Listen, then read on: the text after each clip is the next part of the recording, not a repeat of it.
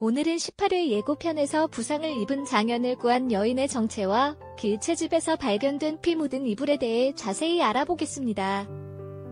이전 영상에서 장현이 조선으로 포로들을 데려오는 중에 큰 부상을 입었다고 언급했습니다. 그 후 길채집에서 발견된 피 묻은 이불을 통해 양금이 장현을 길채집으로 데려왔을 것이라는 추측이 있었습니다. 그러나 이 추측은 틀렸음을 알려드립니다. 양은 길채집에 장현이 온 적이 없었으며 길채집에서 발견된 피 묻은 이불은 완전히 다른 이유에서 나왔습니다.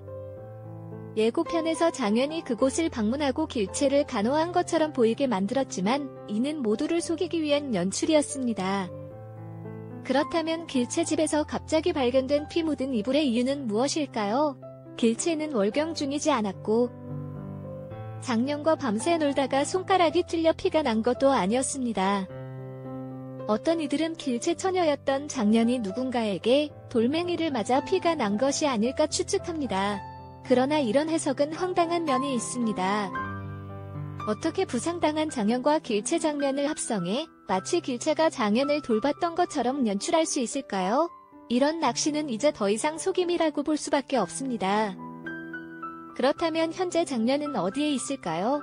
조사 결과 장년은 양천 형님이 머물렀던 의주 기방에 있다고 합니다.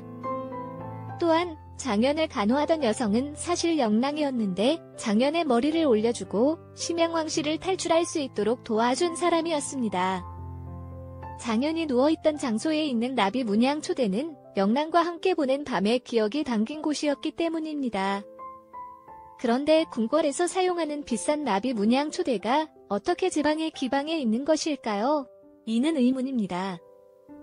이러한 촛대는 일반적으로 한양에서 큰 궁전에 사용되는데 이런 곳에 있을 이유가 없습니다. 장년은 영희에게 간호를 받고 깨어났을 때로 보입니다. 다행히 영희는 다시 기생이 되지 않은 것으로 보입니다. 그러나 장현이 길채와 닮았다는 이유로 영랑이 장현을 길채로 착각할 수 있어 영랑의 신경에 대한 우려가 있습니다. 그래도 장현이 잠에서 깨어날 때 길로 착각한 적이 있는데 지금은 머리까지 다쳤으므로 더 큰 혼란이 있을 수 있습니다. 한편 양음 영랑은 맡겨두고 홀로 한양으로 가게 된 것으로 보입니다. 이는 광빈이 소현세자를 만나러 가려는 것일 것입니다. 그러나 인조의 패과 독살로 인해 상황이 어려워져 장현을 돕는 것은 어려울 것으로 예상됩니다. 구독과 좋아요를 부탁드리며 의견이나 댓글을 남겨주시면 감사하겠습니다.